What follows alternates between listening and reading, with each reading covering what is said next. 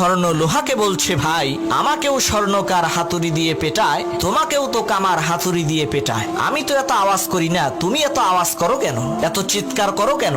তখন লোহা বলল, ভাই শোনো, তুমি স্বর্ণ, তোমাকে যে হাতুড়ি দিয়ে পেটানো হয় সেটা লোহার, আর আমি লোহা, আমাকে যে হাতুড়ি দিয়ে পেটানো হয় সেটাও লোহার।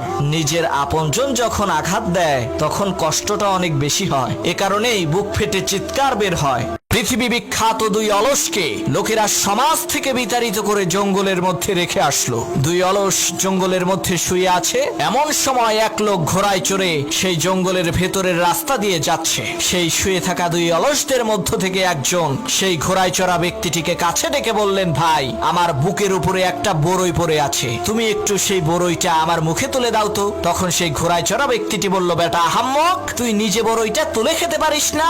তখন সেই অলস বলল, ভাই গত 2 দিন ধরে বড়ইটা আমার বুকের উপরে পড়ে আছে, আমার খুব খিদে পেয়েছে, কথা না বাড়িয়ে বড়ইটা আমার মুখে তুলে দাও। তখন সেই ঘোড়ায় চড়া ব্যক্তিটি পাশে শুয়ে থাকা অন্য অলসকে বলল, কিরে ভাই, তুই তো পারতি ওর বড়ইটা মুখে তুলে দিতে। তখন সেই অলস বলল, ভাই আর বইলেন না, গতকালকে একটা কুকুর এসে আমার মুখের উপরে ডিজিটাল কায়দায় মুছছে, এই শালার বেটা অলস কুকুরটাকে একটু তাড়িয়েও দিল না, তাহলে কোন দুঃখে আমি ওর মুখে বড়ই তুলে দেব বলেন? এক লোক একটা বট গাছের নিচে শুয়ে শুয়ে তার তরমুজ খ্যাপ পাহারা দিচ্ছিলেন। এমন সময় সেই লোকটি মনে মনে ভাবতে লাগলেন, আল্লাহ তাআলা যে কোরআনে বলেছেন তার সৃষ্টির মধ্যে নাকি কোনো ভুল নাই, কিন্তু আমি তো দেখছি বড় একটা ভুল আছে। এই যে বিশাল বড় বট গাছের ফল কত ছোট, আর কত চিকন আর ছোট একটা গাছে কত বড় বড় তরমুজ ধরেছে। এই কথা ভাবতে ভাবতে সে কখন যে ঘুমিয়ে গেছে সে নিজেও জানে না। হঠাৎ একটা বট ফল এসে সেই লোকটার নাকের উপরে পড়লো। সেই লোকটা ধরপড় করে ঘুম থেকে উঠে দেখে তার নাক দিয়ে রক্ত বের হচ্ছে।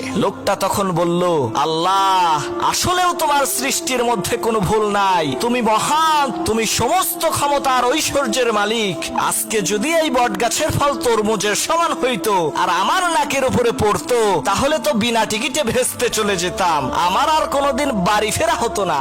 এক লোক শখ করে খেজুর গাছে উঠেছে, কিন্তু গাছ থেকে নামার সময় আর নামতে পারছিল না। তখন লোকটিকে বাঁচানোর জন্য গ্রামের সবাই এসে গাছের নিচে ভিড় করলো, কিন্তু কারো মাথায় কোনো বুদ্ধি আসছে না লোকটিকে কি করে গাছ থেকে নামানো যায়। সেই গ্রামে একজন বুদ্ধিমান লোক ছিল, সে কূপের মধ্যে পড়ে যাওয়া ব্যক্তিদেরকে উদ্ধারের কাজ করত। সেই বুদ্ধিমান লোক সেখানে এসে একটি রশি খেজুর গাছের মাথায় ছুঁড়ে মারলেন এবং খেজুর গাছের আগায় বসে থাকা সেই লোকটিকে রশিটি ধরে মাজায় বেঁধে ফেলতে বললেন, আর রশির অপর প্রান্তে কয়েকজন লোককে ধরতে বললেন। বুদ্ধিমান লোকটির কথা মতো তারা রশিটিকে ধরলেন। হঠাৎ করে সেই বুদ্ধিমান লোক বলল, এখন টান মারো।